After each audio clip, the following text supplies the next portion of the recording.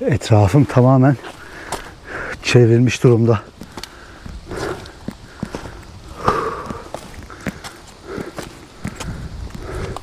Dağlar giderek daha da büyüyor.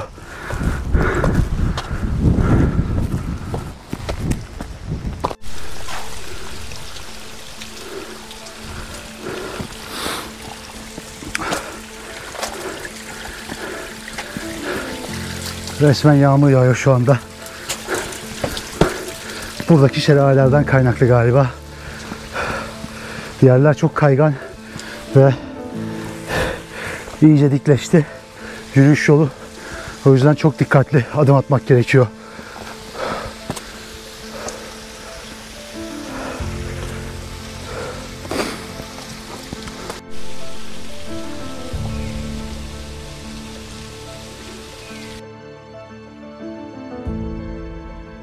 Şu anda tarihi bir ana tanıklık ediyoruz. Masa Dağı dünyanın 7 doğal harikasından bir tanesi.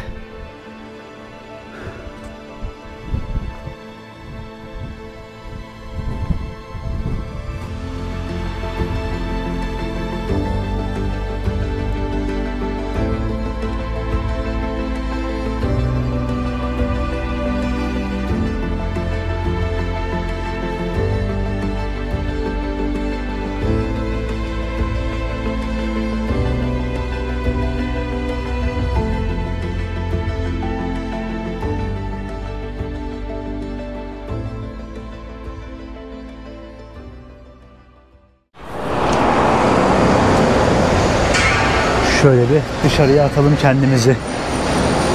Buralar biraz gürültülü, o yüzden hızlıca geçeceğim bu tarafa dostlar. Herkese yeni videodan selamlar. Nasılsınız dostlar? Umarım iyisinizdir. Ben iyiyim. Keyfim oldukça yerinde. Tek sorun Cape Town'da hava durumu inanılmaz değişken. Bir yarım saat önce yağmur yağıyordu. Şimdi güneş çıktı. Yarım saat sonra tekrar da yağabilir yani. Hiç belli olmaz. Burada çok acayip bir hava durumu var. Şöyle bir yolun karşısına atalım kendimizi. Arka tarafa doğru gitmiyorum çünkü oralar bayağı sıkıntılı yani artık bu çevreyi bayağı bir öğrendim. Bir süredir Cape Town'dayım dostlar. Buradan bayağı bir içerik çıkarttım ve gerçekten çok eğlendim. Çok beğendiğim bir şehir oldu. Bu kaldığım bölge şehrin merkezi. Bakın galiba şurası bir gece kulübü, barlar, restoranlar ve etrafta. Şirin bir bölge. Ben açıkçası beğendim ancak biraz bir güvenlik sıkıntısı var yani. Bu arada bugün hem Cape Town'daki hem de Afrika kıtasındaki son günüm arkadaşlar. Çok uzun bir yolculuk yaptık Afrika'da. Yani bayağı bir yere gittik. Mısır'dan başladık yolculuğumuza. Ürdün'den deniz yoluyla Mısır'a geçmiştim ve sonrasında otobüsle Kahire'ye gitmiştim. İlk durağım orasıydı. Sonrasında yolculuğumuz devam etti. Uzun bir süre Mısır'ı gezdik. Ardından uçakla Etiyopya'ya, Addis Ababa'ya uçtuk. Ve sonrasında ise yolculuğumuz Cape Town'a kadar devam etti. Kahire'den Cape Town'a kadar geldik. Bir sürü ülke gezdik. Eswatini'ye kadar, Ruanda'ya kadar, ne bileyim kıtanın en ufak ülkelerine kadar birçok ülkeyi gördük birlikte. Açıkçası benim çok eğlendiğim, keyif aldığım bir geziydi. Zaman zaman çok zorlandım. Zaman zaman çok yoruldum çünkü Afrika kıtası ya gerçekten benzersiz bir kıta. Yani çok yorucu bir kıta. Güvenlik sıkıntısı, sizin burada beyaz olmanız, ne bileyim hele bir de benim gibi böyle derinlemesine gezmek, her yeri görmek isteyen biriyseniz ya gerçekten zaman zaman çok zorlayabilen bir yer sizi. Ama ben başarıyla bu turu tamamladığımızı düşünüyorum yani. Sağ salim çok şükür ki, erken konuşmamak lazım ülkeden çıkana kadar ama sağ salim çok şükür ki artık Afrika'nın sonuna geldik sayılır. Bilmiyorum ya, böyle bir özet geçeyim dedim. Açıkçası ne söylenir gerçekten bilemiyorum. Burada çift olarak gezdik Afrika kıtasında. 7 ay boyunca Afrika kıtasını kız arkadaşımla beraber keşfettim. Yani bu da ayrı bir zorluktu. Bir erkek olarak bile gezmenin aşırı derecede zor olduğu bir kıtada, aşırı derecede zorlu bir coğrafyada biz çift olarak gezdik. Yani gerçekten çok zor bir durumdu zaman zaman ama ben çok keyif aldım. Umarım siz de videoları izlerken keyif almışsınızdır yani. Yarın artık kıtaya veda edeceğim ve uzun bir aradan sonra, 8 aylık aradan sonra ailemi göreceğim. Türkiye'ye gideceğim ve bu arada yarın benim doğum günüm arkadaşlar. Yani doğum günümü aslında yolda geçireceğim. Uzun bir yolculuk yapacağım buradan. Ve doğum günümden bir gün sonra, 25 yaşına bastıktan bir gün sonra İstanbul'a varmış olacağım. Nefes nefese kaldım bu arada. Şehrin böyle sokaklarını da biraz görelim istedim son kez. Çünkü yarın büyük ihtimalle sabah erkenden yola çıkacağım. Buraları gösterme fırsatım olmayabilir size.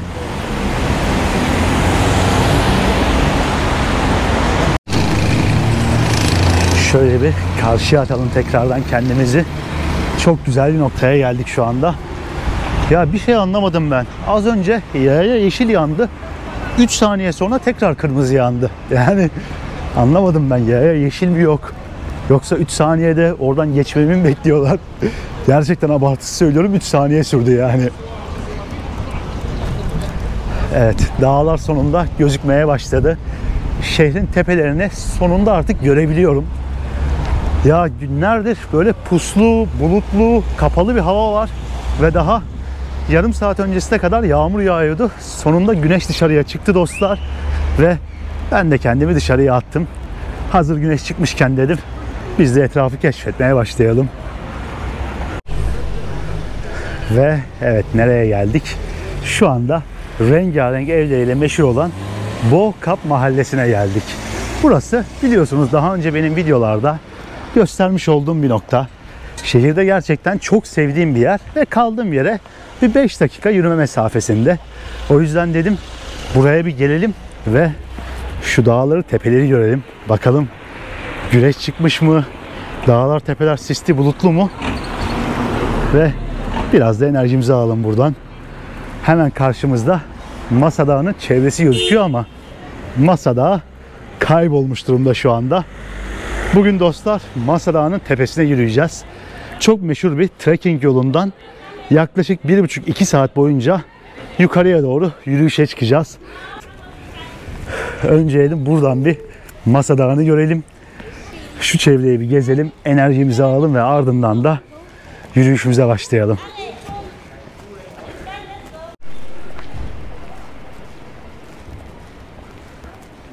Bayağı sessiz, sakin, çok güzel bir mahalle ya burası.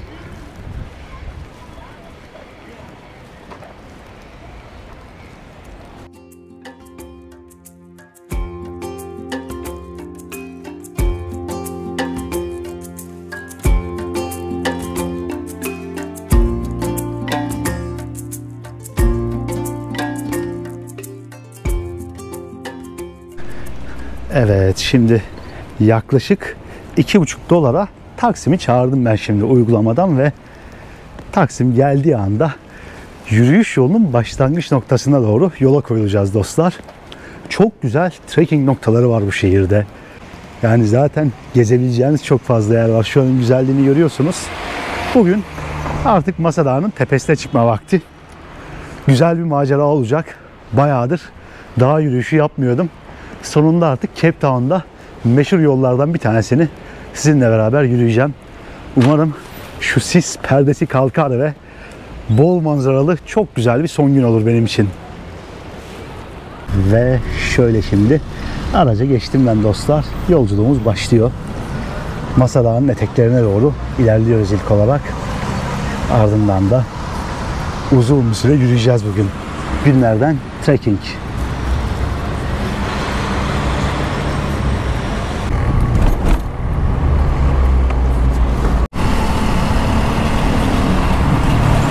Şu dağların tepesine bakar mısınız arkadaşlar? İnanılmaz sisli ya. Geçen bölümde manzarayı göremeyiz diye çıkmamıştık. Bir tura katılmıştım burada ve turun sonunda Masa Dağı'na çıkacaktık aslında ama hiç kimse çıkmamıştı ve geri dönmüştük. Bakalım bugün çıkınca neyle karşılaşacağız? Gerçekten merak ediyorum.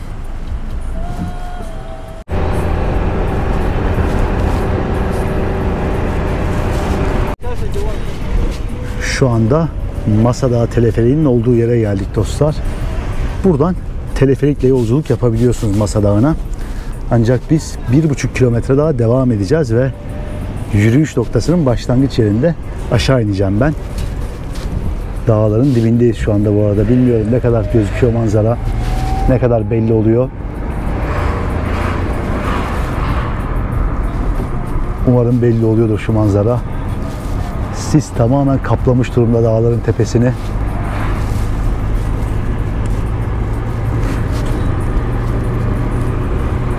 Şehir bu arada ayaklarımızın altında tamamen.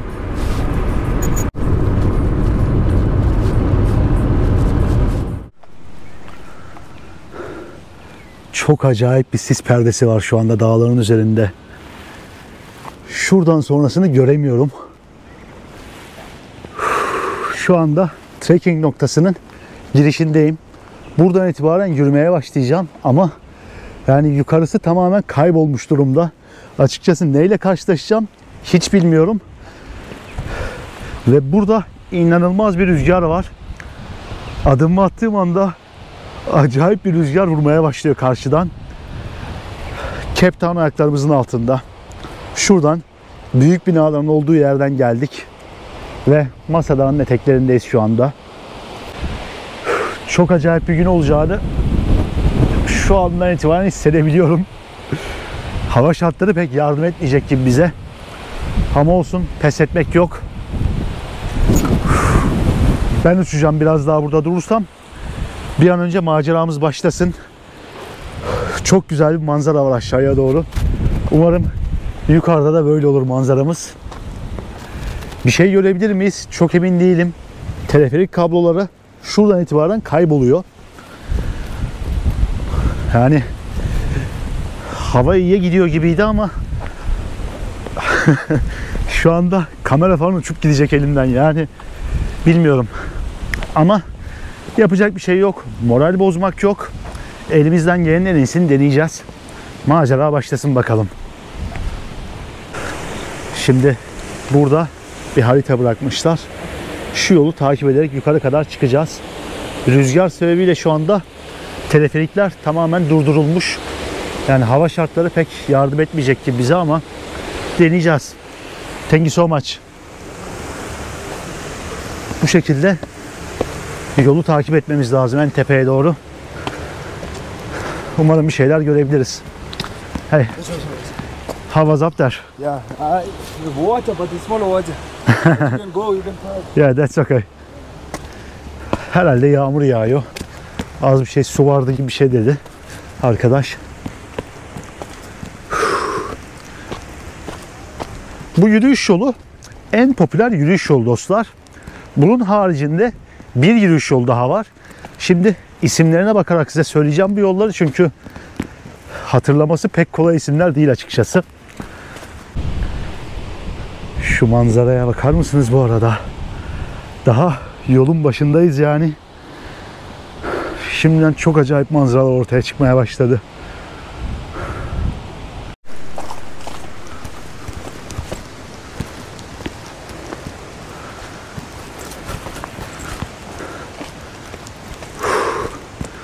Hızlı hızlı basamakları çıkmaya çalışıyorum bu şekilde. Dostlar, bu yürüyüş yolunun adı Platte Clip George'muş. Yani tam söyleyemiyorum. Şöyle göstereyim hatta. Altta da yazarım. Platte Clip George diye yazılıyor. Biraz telaffuz etmesi zor. Galiba birisinin adıymış bu. Belki Hollandalı birisinin falan adı olabilir. Çünkü biliyorsunuz eski Hollanda sömürgesi burası. Belki o yüzden çok zordur yani telaffuzu. Platte Clip George diyelim biz bu yola. Ve dostlar, diğer yürüyüş yoluysa India Venstre isimli bir yürüyüş yolu. Orası daha çok profesyonel dağcılar içinmiş. Daha çok dağcılık tecrübesi olan insanlar içinmiş. Çünkü belli kısımlarda kaya tırmanışı da yapmanız gerekiyor. Bayağı dik yerlerden tırmanıyorsunuz orada. O yüzden özellikle bu havalarda kesinlikle önermiyorlar. Çünkü çok tehlikeli. Yağmur yağıyor sürekli. Bu şekilde çok fazla rüzgar var gördüğünüz gibi. O yüzden tehlikeli olduğu için kesinlikle yapma diyor insanlar şu anda. Masa Dağı 1084 metre yükseklikte. Bayağı bir tırmanacağız bu şekilde. Bu en dik giden yürüyüş yolu Masa Dağı'na. O yüzden sınırlarımızı zorlayacak. Diğer yürüyüş yolunu genelde insanlar yazın yürüyorlar ve 2 kişi olmadan yürümeyin diyorlar. En az 2 kişi birlikte yürüyün diyorlar o yolu. Hele ki tecrübeniz yoksa bir grupla beraber gidin diyorlar. Çünkü gerçekten tehlikeli olabilecek kaya tırmanışları var. Ki buranın dahi girişine bir information, bilgi bölümü koymuşlar. İnsanlar sizinle ilgileniyor. Bilgi veriyorlar burası hakkında, yol hakkında. Yani dikkatli olmanız gerekiyor. Derken düşüyordum az kalsın bakın.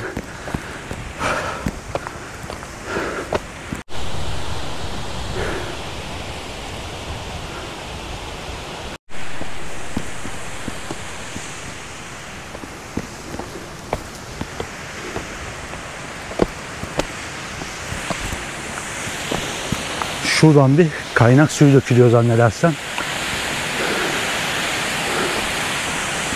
Resmen şelale gibi dökülüyor ya. Hatta şelale yani. Şuna bakar mısınız? Yakından göstermeye çalışacağım şöyle. Dağın tepesinden aşağıya doğru akıyor bu şekilde.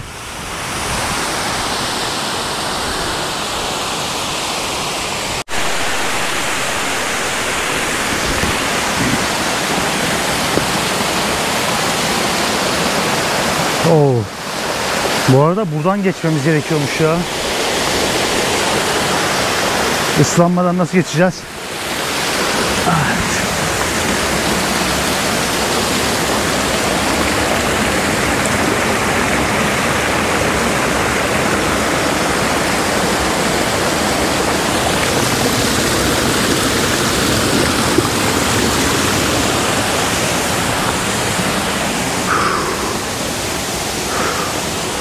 Şuraya bakar mısınız?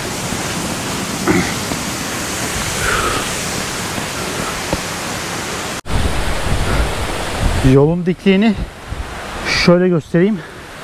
Bazen böyle 60-70 santim kayalardan tırmanmanız gerekiyor resmen.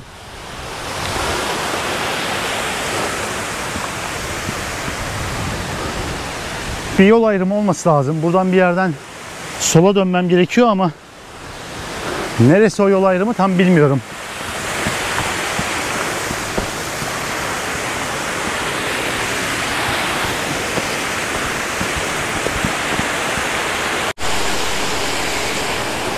Manzara giderek güzelleşiyor bu arada. Cape Town'un çevresindeki o tüm plajları görebiliyorum şu anda.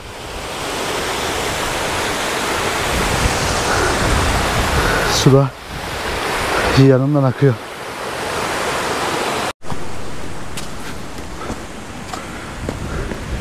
Bu yol bildiğim kadarıyla yukarıya doğru 3 kilometre bu şekilde tırmanıyor. Tam 3 kilometre sonra Masa Dağı'na varmış oluyorsunuz. En azından bu şekilde söylüyorlar.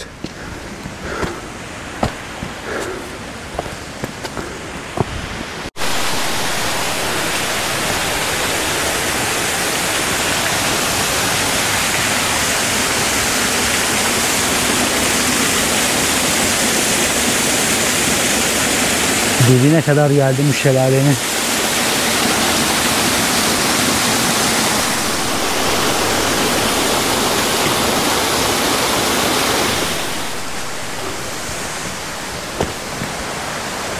Bu arada tabela koymuşlar ya. Yani nereye gideceğinizi zaten yazmışlar buraya. Bakın bu az önce bahsetmiş olduğum diğer trekking yoluna da bağlanabiliyor musunuz buradan?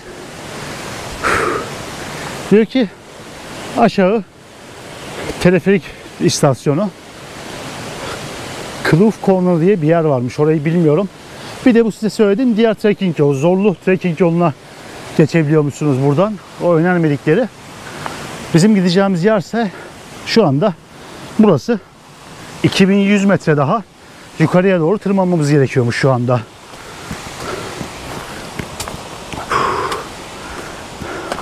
Uzun bir yolculuk olacak.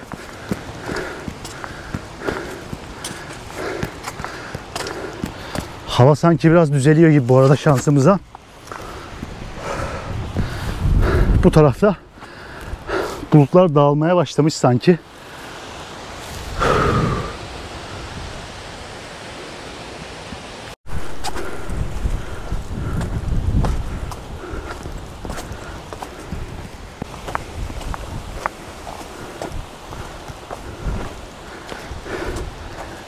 Cape Town'un çevresinde bu şekilde yürüyüş yapabileceğiniz o kadar çok nokta var ki, yani eğer ki yürüyüş yapmayı seviyorsanız en mükemmel yerlerden bir tanesi Cape Town bence. Her yere tabelaları koymuşlar. Rahat rahat yolu takip edebiliyorum o yüzden. Çok böyle uzun yürüyüşler değil buradaki dağ yürüyüşleri. Daha kısa süreli, maksimum 7-8 saatlik, 9 saatlik yürüyüşler git gel olarak. Genelde günübirlik yürüyüşler. Ama şu sunduğu manzara gerçekten eşsiz.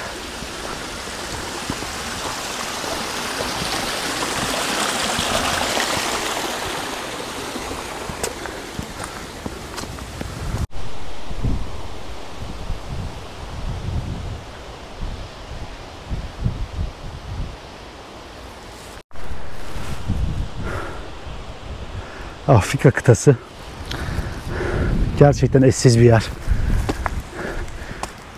Çok büyük bir kıta. Bir ucundan bir ucuna geldik.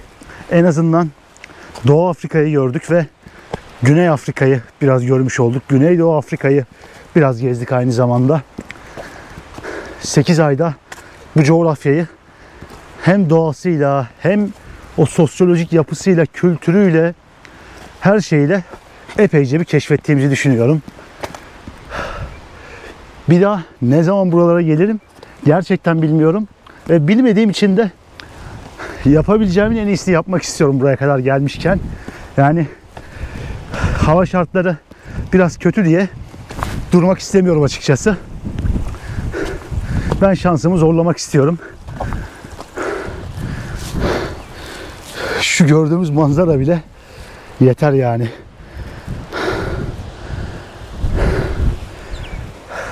Harekete geçmek gerekiyor ya bence. Yani bugün evde dursam, hostelde dursam bütün gün sıkılacaktım. En azından ben son günümde böyle bir şeyler yapmayı tercih ettim. Siz harekete geçmen hiçbir şey olmuyor. Şans da peşimden gelir diye düşünüyorum. Bu arada şu dağa doğru baktığımda resmen baş dönmesi yaratıyor. O kadar çok sis ve bulut var ki böyle bir illüzyon yaratıyor resmen sizde. Sanki arka arkaya 6-7 tane, 8 tane daha varmış ki bu dağlardan.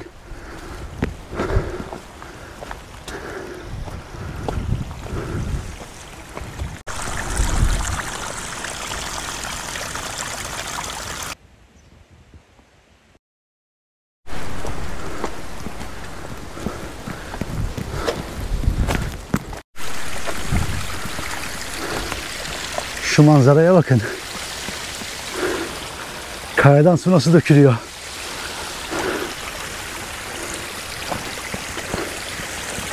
Kış mevsimi olduğundan her yerden sular akıyor bu şekilde ya.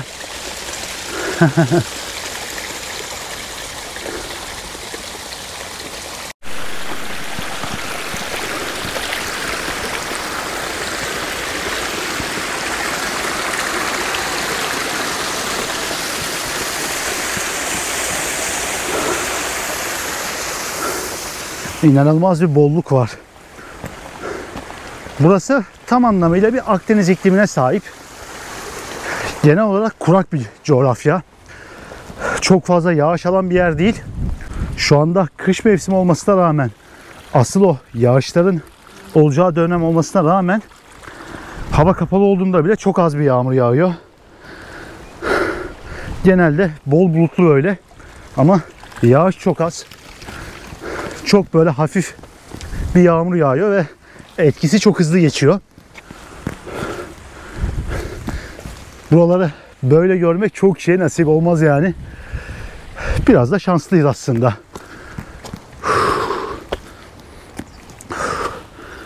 kayalara bakar mısınız? Çok dikleşti yol. Zirveye yaklaşıyoruz adım adım.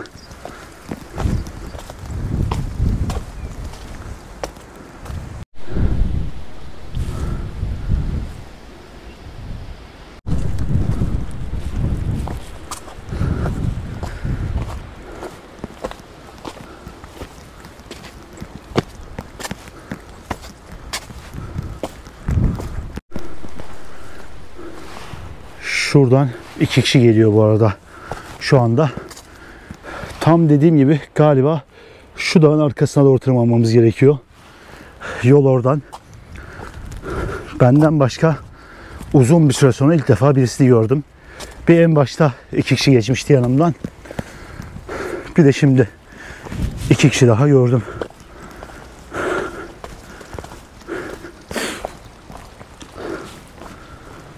Bayağı dik, bakar mısınız şu an olduğum yer?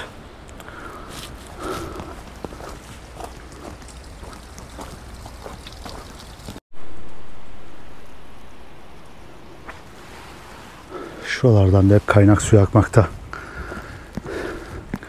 Dağları seviyorum. Dağların ayrı bir huzur verdiğini düşünüyorum ben. Özellikle Latin Amerika'dayken Ant Dağları üzerinde çok fazla dağ yürüyüşü yapmıştım. En meşhuru Machu Picchu'ya gidilen yürüyüştü ve 4 gün boyunca dağlardaydım orada. Ya şahane manzaralar görüyorsunuz. Bambaşka bir deneyim ediniyorsunuz. Fiziksel olarak yoruluyorsunuz evet, ama doğayla iç içe olmanın vermiş olduğu bir huzur var. Bir de dağların çok farklı bir manzarası var. Bilmiyorum, bana huzur veriyor. Açıkçası dağ yürüyüşlerini çok seviyorum. Ara ara fırsat buldukça yapmaya çalışıyorum bu şekilde. Eğer ki bir gün bir daha buraya gelirsem Güney Afrika'ya ve Cape Town'a bu şekilde çok fazla yürüyüş yapmayı planlıyorum. Siz de bu tarz videoların, dağ yürüyüşü videolarının devamının gelmesini istiyorsanız videoyu beğenmeyi unutmayın burada. Yorumlarda belirtebilirsiniz.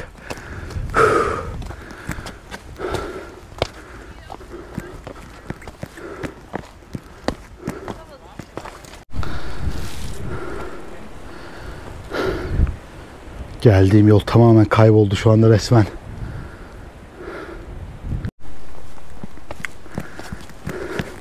Bayağı kalabalık bir aile vardı ya bu arada. Az önce nefes nefese kaldım. Manzaraya bak. Şimdi ben de kafamı çevirdim buraya. Zirveye çok yakınız. 5-6 kişilik bir aile geçti yanımdan. Teleferik çalışmadığı için yürüyorlarmış şu anda.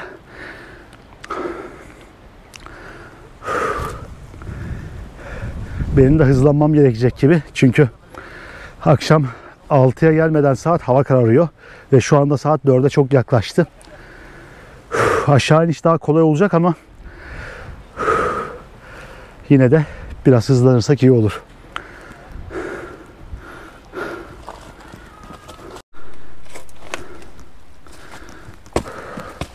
Aşırı dikleşti yol şu anda. Resmen şöyle bir kendimi göstereceğim. Emekleyerek çıkıyorum ara ara. Aa, çok güzel bir serçe vardı. Yüzlerce endemik bitki türü var bu bölgede. Sadece Masa Dağı'nın etrafında yetişen çok fazla endemik bitki türü varmış. O yüzden enteresan kuşları da görebiliyorsunuz hava güzel olduğunda.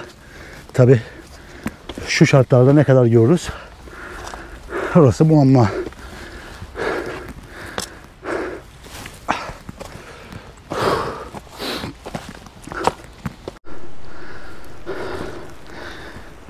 Tehlikeli ve korkutucu bir hal almaya başladı manzaralar artık.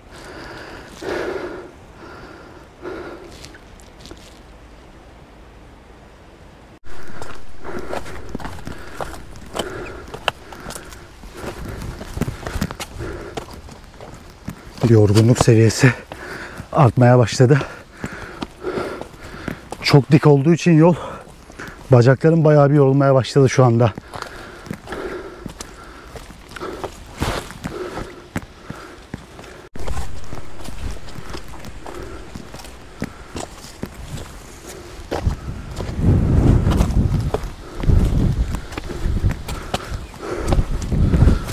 Dağların üstüne gidiyorum şu anda.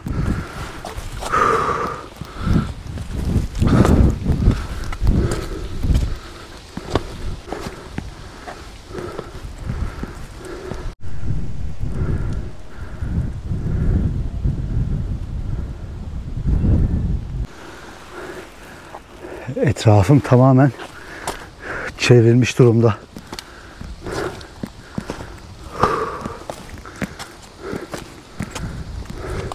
Dağlar giderek daha da büyüyor.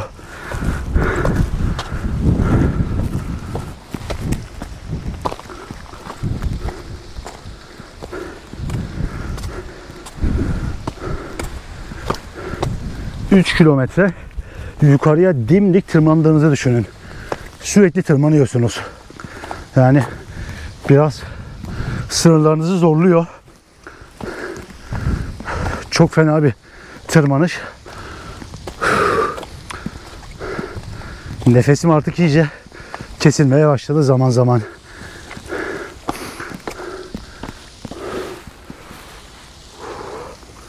Korkutucu bir manzara var. Gerçekten şu an çok korkutucu bir manzara var.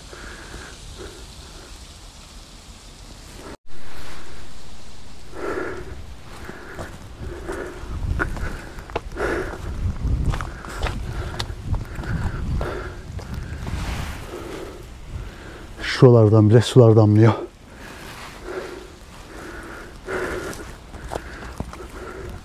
Kıtaya böyle bir macerayla veda ettiğim için şu an benden mutlusu yok yani. Diyebilirsiniz ki tehlikeli. Ama ya birçok şey tehlikeli. Bazı yerlerde sokağa çıkmak bile tehlike. Bazen ufak riskleri almanız gerekiyor. Ki burası en turistik yürüyüş yolu. En kolay yürüyüş yolu Masa Dağı için. Evet, en kolayı bile zorlu bir yol. Ama şu zorluk olmasa, şu güzelim manzaralar olmasa buranın da tadı çıkmazdı. Sonuna kadar değecek bir zorluk.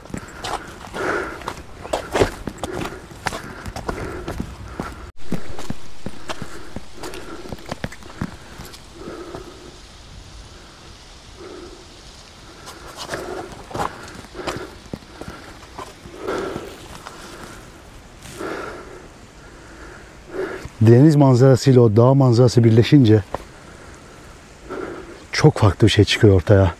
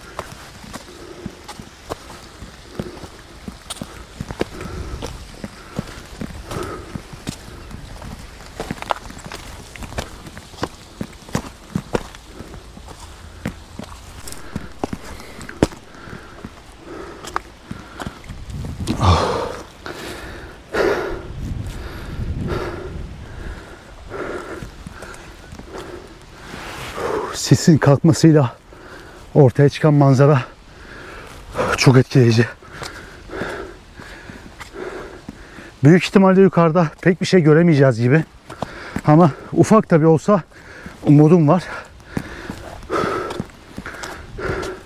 Eğer ki teleferikle yukarı çıkacağım derseniz yalnızca 6 dakika sürüyor yolculuk.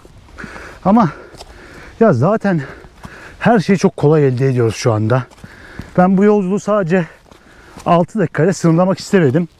Bu şekilde tadına vara vara gezmek istedim buraları. Ve size de böyle etkileyici görüntüler sunmak istedim açıkçası. Şu yürüyüş bence o yukarıda göreceğimiz manzaraya bedel. O yukarıda göreceğimiz manzaradan belki de 10 kat daha iyi bir deneyim yaşadık şu ana kadar. En önemli olan şey de bu bence. Eğlenmek, o macerayı yaşamak, tadını çıkartmak ya. Kaç yerde şöyle bir yolda yürüyebilirsiniz ki?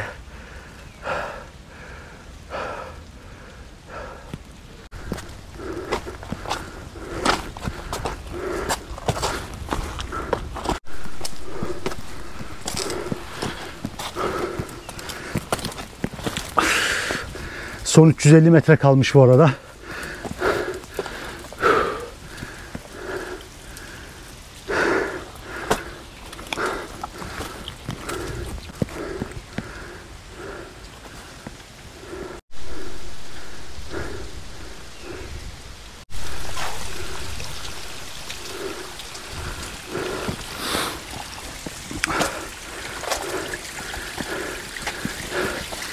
Resmen yağmur yağıyor şu anda. Buradaki şelalelerden kaynaklı galiba. Yerler çok kaygan ve iyice dikleşti. Yürüyüş yolu. O yüzden çok dikkatli adım atmak gerekiyor.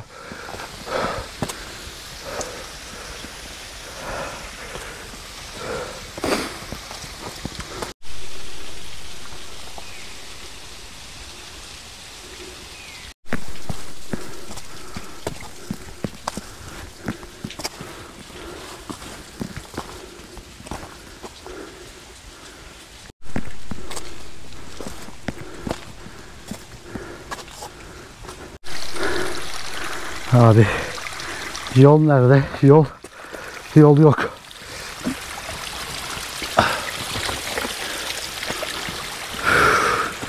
Yola bakın.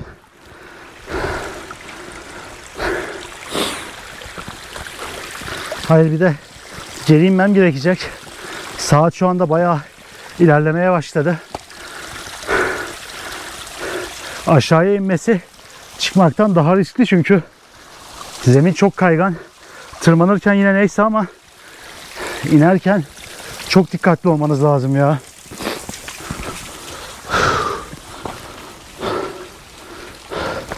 Bayağıdır aralıksız tırmanıyordum şuralardan. Artık çok yaklaştığımı hissedebiliyorum. Yani bayağı yakınız. Evet, düşüyordum az kalsın. Ayakkabılarım da iyice ıslandı. Kayalar da ıslak. Yorgunluk arttı. Kısıtlı zamanda gelmenin böyle bir sıkıntısı var işte. Dağ yürüyüşlerinde. Çok hızlı yaptığım için erken yoruldum. Bacaklarım yoruldu. Daha da zorlu bir hal almaya başladı şimdi.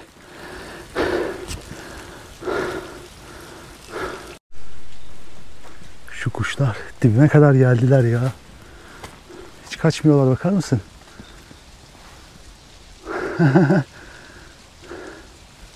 Hiç kaçmıyorlar. Ne kuşsunuz siz bakayım. Kendini görünce korktu.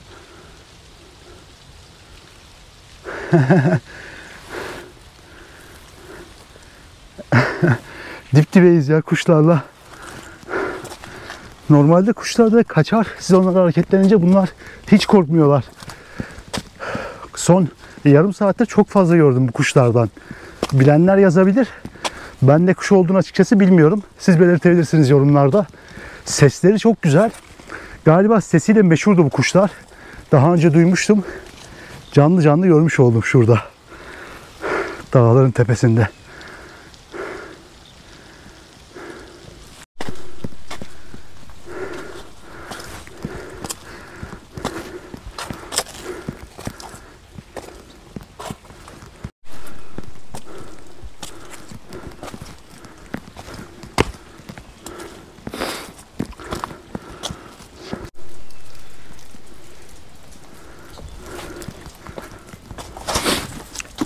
Yerler çok kaygan.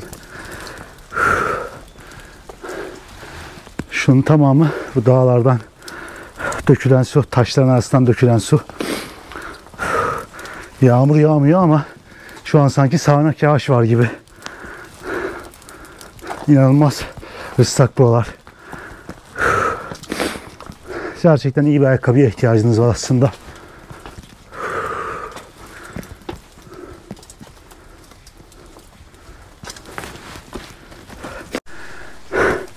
Yarın uçağım var benim ya.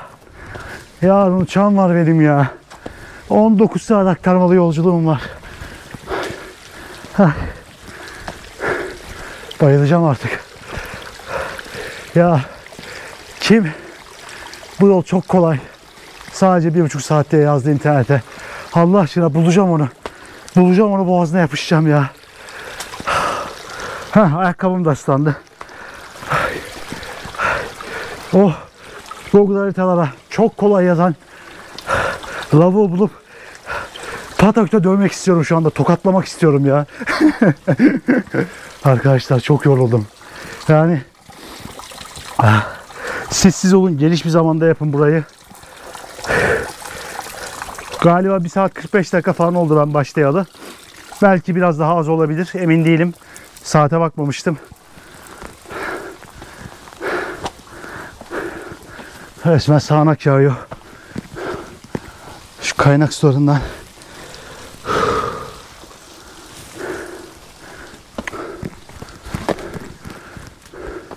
Galiba başardık bu arada. We are the champions. Şarkıyı söyleyeceğim ama halim yok. Sesim çıkmıyor artık.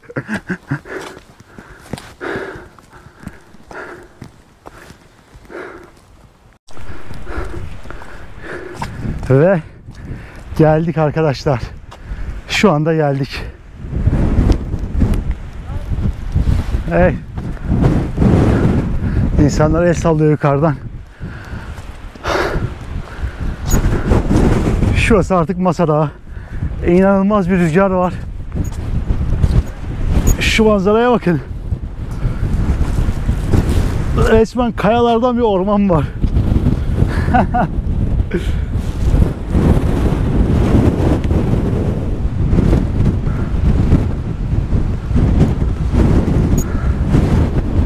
Rüzgardan ben bile uçacağım neredeyse. Çok acayip bir rüzgar.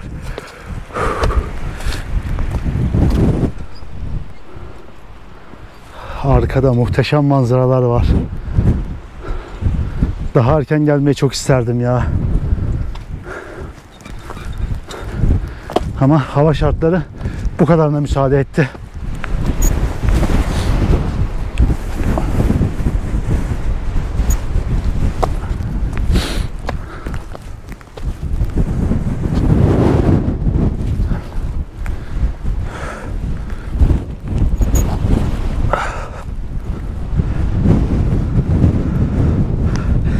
İşte bu be.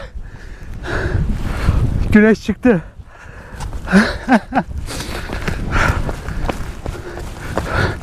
Bu kadar yol geldikten sonra ilk defa güneş çıktı. Var ya, saatler sonra belki de ilk defa bu kadar net bir şekilde güneş parlıyor. Şurada gördüm tepeyi.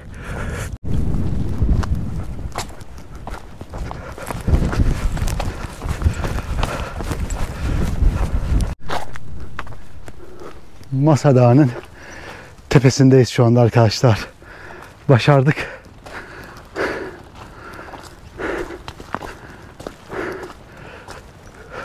Oh, o kadar güzel manzara var ki anlatamam şurada. Muhteşem gözüküyor ya etraf. Sonuna kadar değdi şu anda buraya gelmeme. Hemen şurası teleferiğin olduğu yer. Müthiş bir manzara var.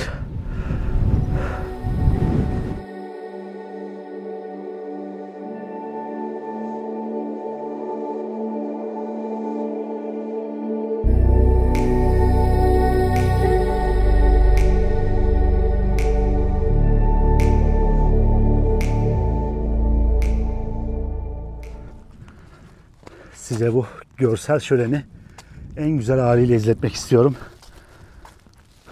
O yüzden buradan sonra telefonun kamerasıyla devam edeceğim.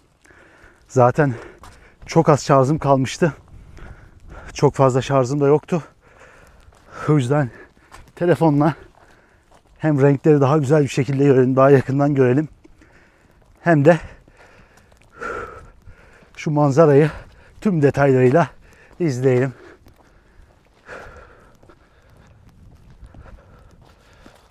Masa Dağı'nın tepesindeyiz sonunda.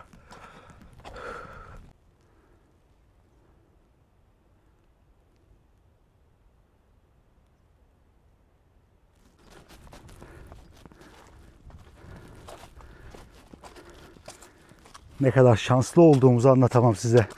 Ya öyle bir hava var ki teleferik dahi çalışmıyor. Teleferiği dahi kapatmışlar ve ben gidiyorum. Güneşli. Bir şeyleri çok kolay elde etmeyi sevmiyorum demiştim. Bakın erken gelseydim bu manzarayı göremeyecektim. Ya da teleferik yok deyip gelmeseydim şunları hiç yaşayamayacaktım. Şuraya bakın.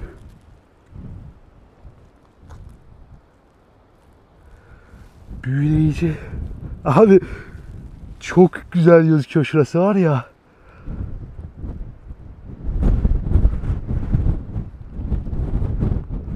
Okyanusun kenarına yerleşmişler insanlar resmen. O dalgaların kenarında yaşıyorlar.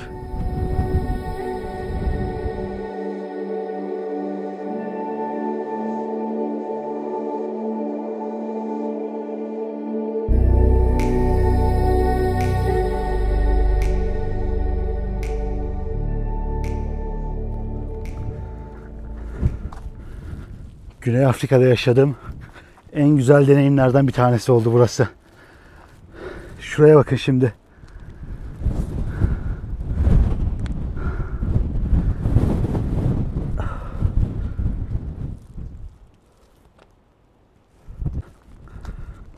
Tamamen uçurumun kenarındasınız. Direkt uçurumun kenarındasınız bu şekilde.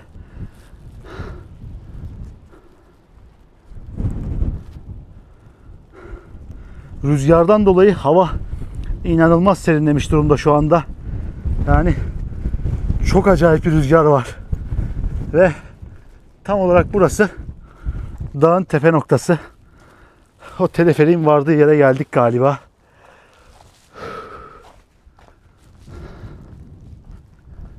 Zirve arkadaşlar. Geldik zirveye. O kadar çektiğimiz çileye sonuna kadar değdi bence.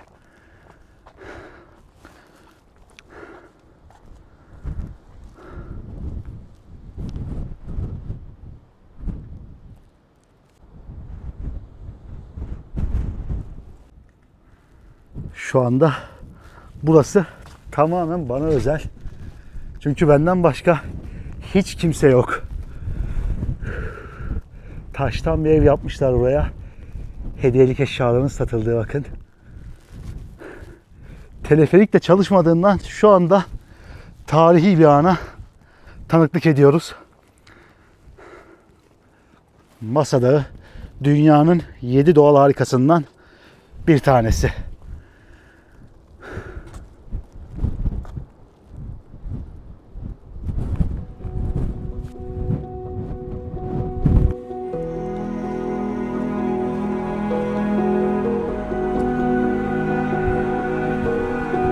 Çok korkutucu bir manzara var.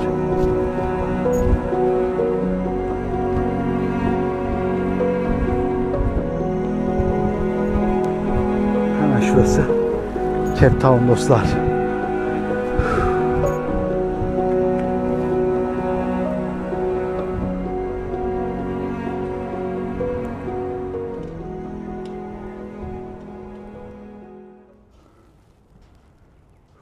Şu geldiğim yere bakar mısınız arkadaşlar?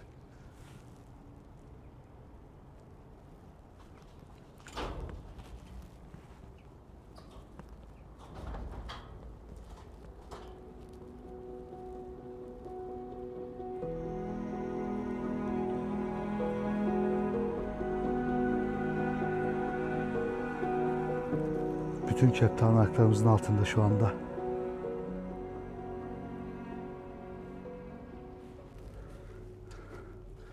Şöyle göstereyim.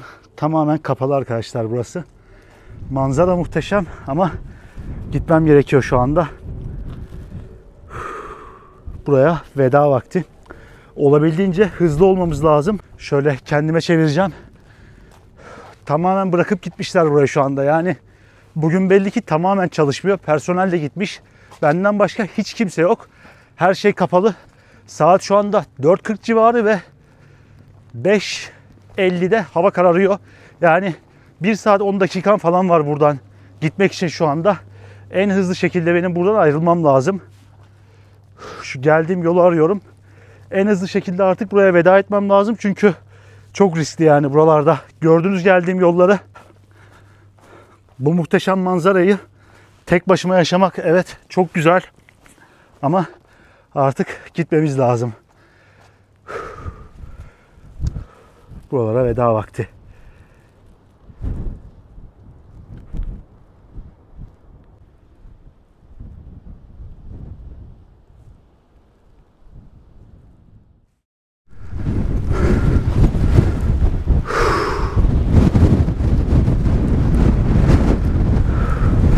Arkadaşlar tekrardan GoPro'ya geçtim ben.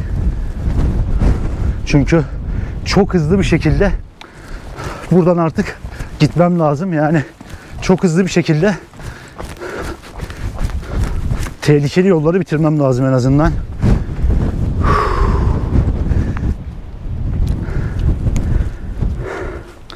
Geniş açıyla da bir görelim istedim en azından buraları da. Bu kısımda yol güzel, o yüzden koşa koşa gideceğim. Hava kararmaya başlamadan ne kadar hızlı buraları geçersem o kadar iyi şu anda. Benim için, bizim için.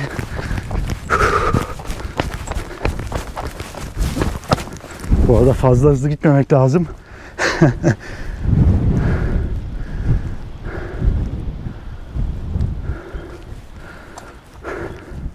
Muhteşem bir yer. Yürüyün. Yürüyün. Eğer ki bir gün Cape Town'a gelirseniz hava şartlarına falan bakmadan masalarına mutlaka yürüyün. 6 dakikalık bir teleferik yolculuğu yapacağınıza sadece yürüyün ve şu adrenalini, şu macerayı yaşayın. Koşacağım. Yapacak bir şey yok.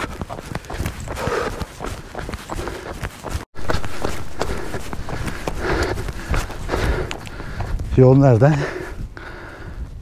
Yol nereden?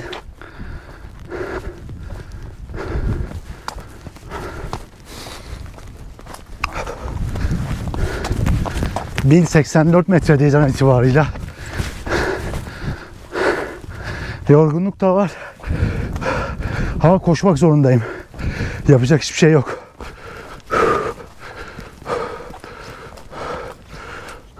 Bu arada Cape Town manzarasını şöyle bir göstereyim size. O yol boyunca gördüğümüz müthiş manzara.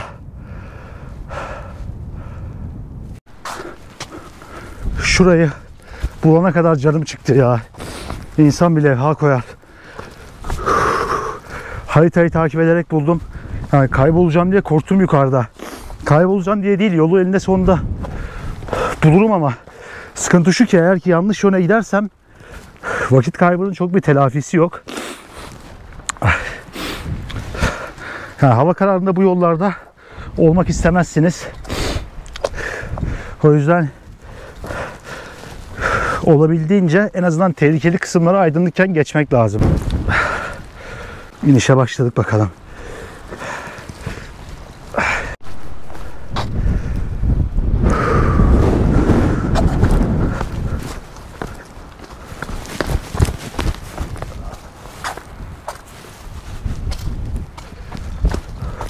O kadar rüzgarlı ki burası. Anlatamam size.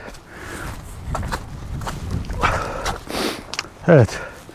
Buradan gelmiştik biz. Şimdi tekrardan geri iniş vakti. Bu geldiğimiz yolu geri inmem gerekiyor. dikkatli bir şekilde geri ineceğim. Eğer ki hava güzelken gelirseniz şu yolların tadını çıkartın. Benim gibi kısıtlı vakte sıkıştırmayın. Olabildiğince eğlenmeye bakın yani burada. Çünkü tepede de yürüyüş yapabileceğiniz çok güzel noktalar var. Ve geri dönüşünüzü teleferikle yapabilirsiniz. Güzel bir havada gelirseniz.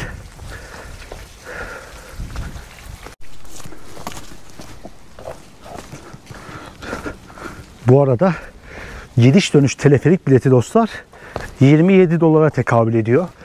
450 rand mıydı, 650 rand mıydı, öyle bir şeydi. Alta yazarım karşılığını. 670 rand olabilir belki. Ama 27 dolar olduğundan eminim, yani dolar karşılığını hatırlıyorum.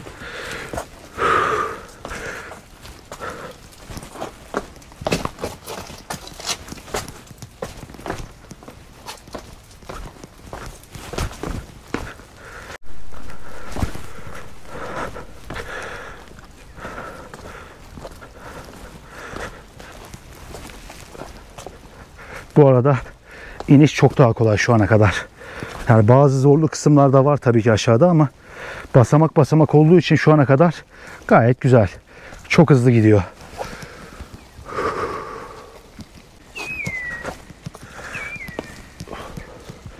İnanılmaz dik yollar.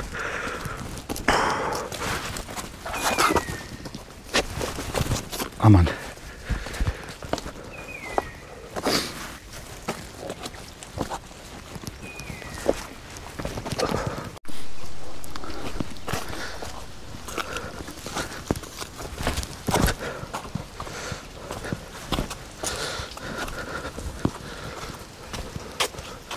Geri dönüş beklediğimden çok daha kolay oluyor arkadaşlar. Ben yerlerin kaygan olmasından falan endişelenmiştim ama yani yerler biraz daha kurumuş benim çıktığıma göre şu anda.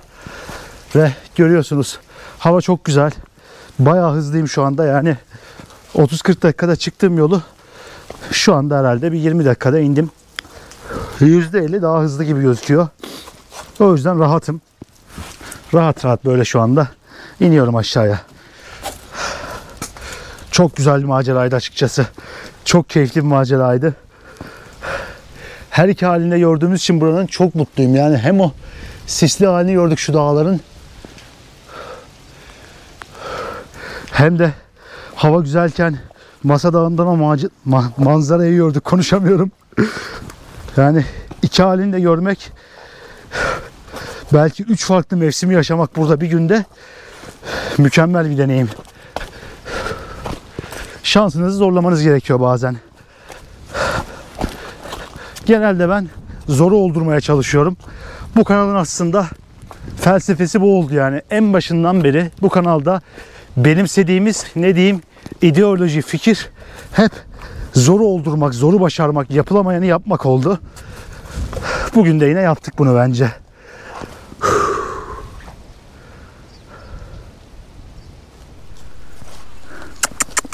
Gel. Gel. Ne yapıyorsun oğlum? Gel. Şunlara bakın. Hava düzelince birkaç kişi daha yukarıya doğru tırmanmaya başladı. İnsanlar gelmeye başladılar yani.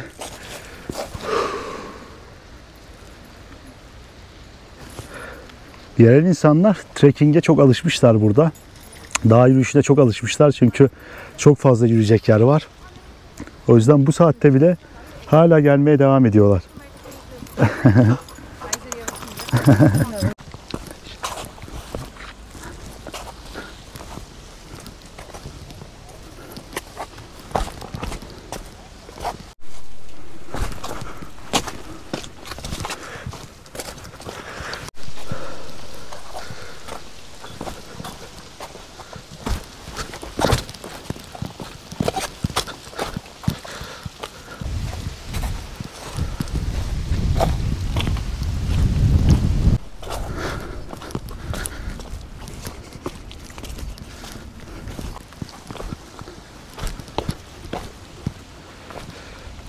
Kendime verebileceğim en güzel doğum günü hediyelerini Cape Town'da verdim. Ümitburnu'nu gördük, penguenleri gördük. Atlantik Okyanusu'nda açıldık geçen videolarda. Bugün doğum günümden bir gün önce Masa Dağı'na tırmandık ve yarın da doğum günümde Türkiye'ye uçağım var. Gerçekten harika bir yaş günü geçiriyorum. 24 yaşımın son günlerini yani harika bir şekilde geçiriyorum burada. Bir gün Cape Town'a, bu şehre geri geleceğim kesinlikle.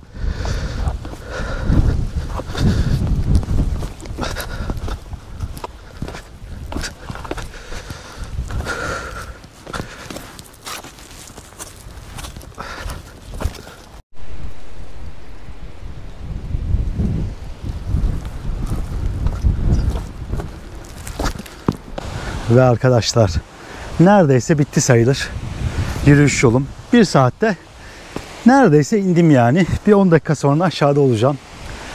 Bana Afrika yolculuğum boyunca eşlik ettiğiniz için çok teşekkür ederim. İyi ki varsınız. Afrika harika bir maceraydı. Çok keyif aldım. Çok farklı olaylar yaşadım. Çok farklı yaşam tarzları, yaşam stilleri gördüm. Benim için bambaşka bir deneyimdi. Umarım siz keyif almışsınızdır Afrika videolarını izlerken. Duygulanıyorum açıkçası. Son günüm olduğuna inanmak gerçekten zor. Yani bu kıtanın bittiğine inanmak şu anda en azından şimdilik gerçekten zor. Kanalıma abone olmayı ve videoyu beğenmeyi unutmayın arkadaşlar. Son kez Afrika'dan selamlar herkese. Afrika bambaşka bir deneyimdi ve çok güzel bir şekilde veda ediyoruz bu kıtaya. Bu topraklardaki son gün batımımız şimdilik. Görüşmek üzere. Dediğim gibi umarım beni izlerken Afrika'da keyif almışsınızdır. Bambaşka bir deneyim yaşadık bu kıtada. Duygulanmamak elde değil. Bakalım bir daha ne zaman Afrika'ya geri geleceğiz. Çok yakında bu topraklara turlar düzenlemeyi düşünüyorum. Çok güzel turlarımız olacak. Cape Town'da bu noktalardan bir tanesi olacak büyük ihtimalle. Ümitburnu, Masa Dağı, ne bileyim penguenlerin yaşadığı plaj gibi birçok yere gideceğiz. Birçok yeri ziyaret edeceğiz. Büyük bir ihtimalle. Umarım beraber de bu toprakları keşfedeceğiz yakın zamanda. Güzel projelerim var. Kanalıma abone olmayı ve videoyu beğenmeyi unutmayın. Kurabiye kalmış bu arada ağzımda. Atıştırmalık bir şeyler almak lazım yani hiking için. Böyle. Görüşmek üzere dostlar. Ben şimdi inip şuradan minibüse bineceğim. Bu arada yağmur geliyor. Şurası çoktan sırılsıklam olmuş bile. Buraya doğru geliyor. 1-2 dakikaya ben de ıslanmaya başlayacağım. Hızlı bir şekilde kaçayım ben buralardan. Görüşürüz. Kendinize çok çok iyi bakın.